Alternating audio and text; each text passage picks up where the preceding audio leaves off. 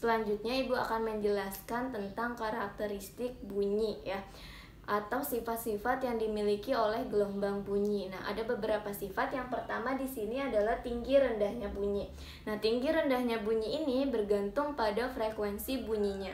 Ketika frekuensi bunyi semakin tinggi, maka suara atau bunyi yang dihasilkan itu akan semakin kuat atau semakin keras. Nah, tapi ketika frekuensinya semakin kecil, maka bunyi yang dihasilkan itu akan semakin rendah. Contohnya yaitu ketika kalian berteriak dan ketika kalian bisik-bisik.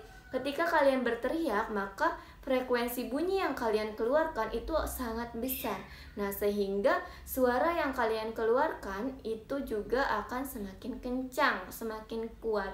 Nah, tapi ketika kalian bisik-bisik, maka frekuensi bunyi yang kalian keluarkan itu akan semakin rendah, sehingga suara yang akan dikeluarkan kalian juga akan semakin kecil ya.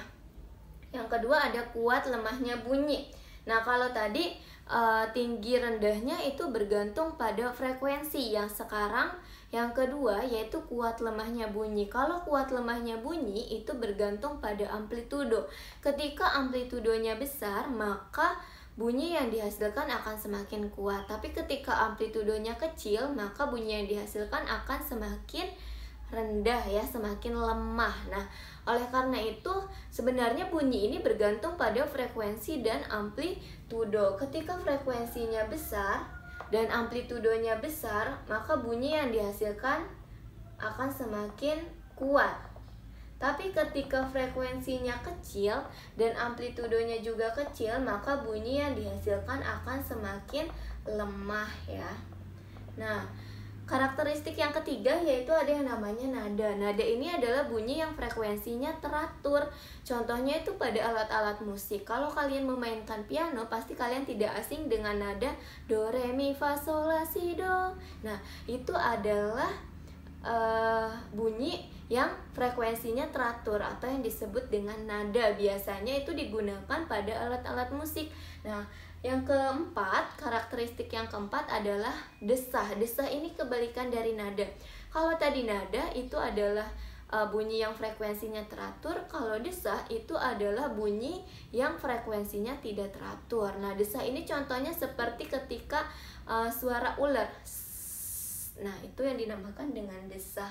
Nah, yang kelima ada yang namanya kualitas bunyi. Jadi kualitas bunyi ini adalah suara khas dari bunyi yang dihasilkan. Contohnya ada si A dan si B nih.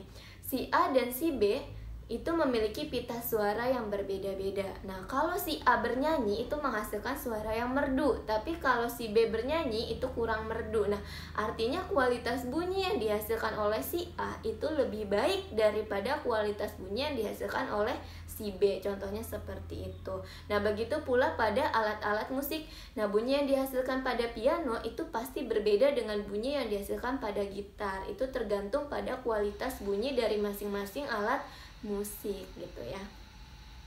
Selanjutnya Ibu akan menjelaskan karakteristik bunyi yang keenam, yaitu tentang resonansi bunyi pada video selanjutnya.